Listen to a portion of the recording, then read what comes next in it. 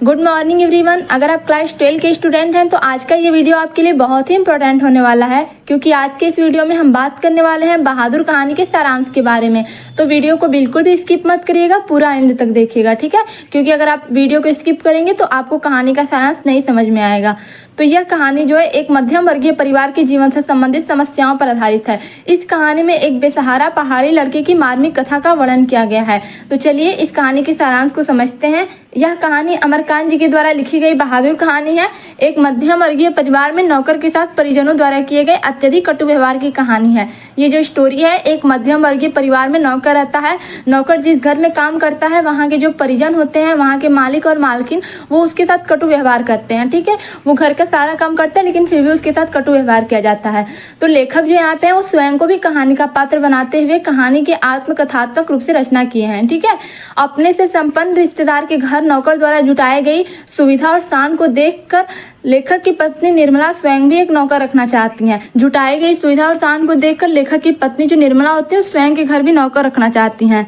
तो क्या होता है आगे कि बहादुर नेपाल का जो 12 से 13 साल का लड़का है। जो बहादुर है वो नेपाल का 12 से 13 साल का लड़का है, जो अपनी माँ के दुर्व्यवहार से तंग आकर घर छोड़कर शहर चला आता है। उसकी माँ जो रहती है बहादुर की, पहले इसका नाम पूरा जान लीजिए। बहादुर का पूरा नाम है दिल बहादुर, ठीक है।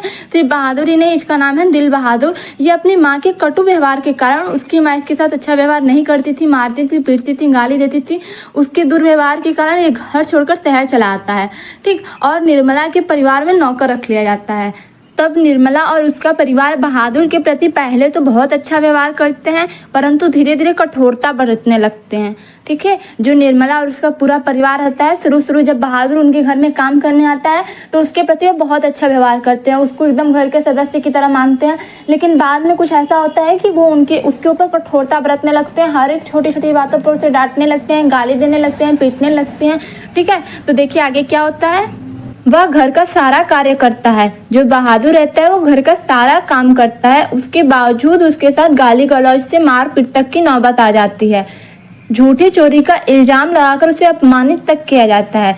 एक बार ऐसा होता है कि लेखक के घर पे कुछ मेहमान आए होते हैं, ठीक है। उनके कुछ रुपए खो जाते हैं, तो घर में सबको यही लगता है कि उन रुपयों को जो है बहादुर ने चुराया होगा, ठीक है। इसलिए सारे लोग बहादुर पे शक करते हैं और बहादुर से पूछते हैं। बहादुर जब बोलता है कि मैंने नहीं लिया है, तो फिर भी उसे मारा पीटा जाता है, फिर भी उसे प्रताड़ित किया जाता है, गाली गलौज दिया जाता है। यहाँ तक कि उस दिन उसको लेखक के द्वारा भी पीटा जाता है, ठीक है। तो यहाँ पर देखिए क्या बोला है कि इसके बावजूद इसके साथ गाली गलौज तक, मारपीट तक की नौबत आ जाती है। झूठी चोरी का इल्जाम लगाकर उसे अपमानित तक किया जाता है और पीटा जाता है। अंततः बहादुर घर छोड़कर चला जाता है। जो बहादुर रहता है इतनी प्रताड़ना सह लेता है तो वो घर छोड़कर चला जाता है। अब परिवार के सभी सदस्य उसे ढूंढते हैं। घर छोड़ने का मेन जो रीजन रहता है, तो एक बार ऐसा होता है कि बहादुर के हाथ से पत्थर की सिल रहती है, शायद वो छूटकर टूट जाती है, ठीक है। टूट जाती है तो मार खाने के और गाली खाने के डर से वो वहीं पर अपना सारा सामान छोड़कर भाग जाता है, घर से निकल जाता है, ठीक है। तो वहीं पे वो घर से निकल जाता है तो जो लेखक के घर वाले होते हैं, परिवार के सभी सदस्य, वो उसे ढूंढते हैं, क्योंकि उनके कारण, जो बहादुर था उसके कारण सब आराम के आदी हो चुके थे। बहादुर घर का सारा काम करता था तो घर वाले जो थे वो सिर्फ आराम करते थे, वो आराम के आदी हो चुके थे। तो इसीलिए वो बहादुर को ढूंढने के लिए निकल पड़े, ठीक है, क्योंकि उसके बिना उनका काम ही नहीं होगा। बहादुर की उपयोगिता देखकर सभी अब अपना घरेलू कार्य करने से घबराते हैं। सभी लोगों को आदत लग चुकी थी घर का काम ना करने के लिए, तो इसीलिए अब घर का काम करने में उनको क्या है, घबराहट होती है, ठीक है। तो बहादुर के घर छोड़ जाने पर सभी पश्चाताप करते हैं। जब बहादुर घर छोड़कर चला जाता है तो सभी पश्चाताप करते हैं।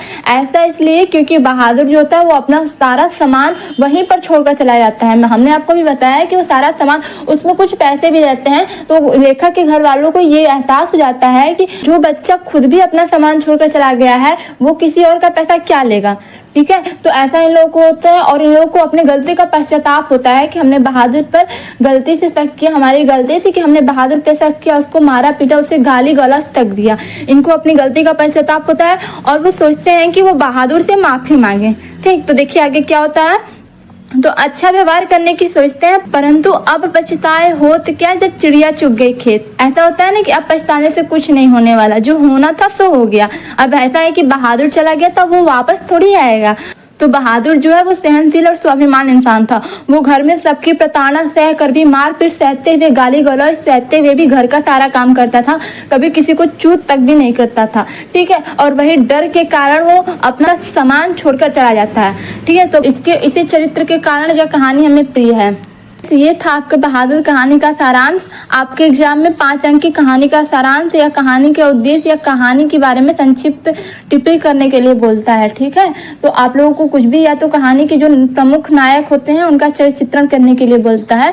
तो आप लोग स्टोरी को अच्छी तरीके से देख लीजिएगा। बहादुर कहानी बहुत ही इंपॉर्टेंट है, लगभग हर एग्जाम में, मतलब जितने भी एग्जाम हुए हैं प्रीवियस ईयर के सभी एग्जाम में देखने को मिला है। तो इसको एक बार अच्छी तरीके से आप लोग पढ़ के जाइएगा। अगर आप लोगों को किसी और टॉपिक पर वीडियो चाहिए तो आप लोग कमेंट सेक्शन में हमें अवश्य बताइएगा। उम्मीद करते हैं कि आप लोगों को कहानी का सारांश अच्छी तरीके से समझ में आ गया होगा।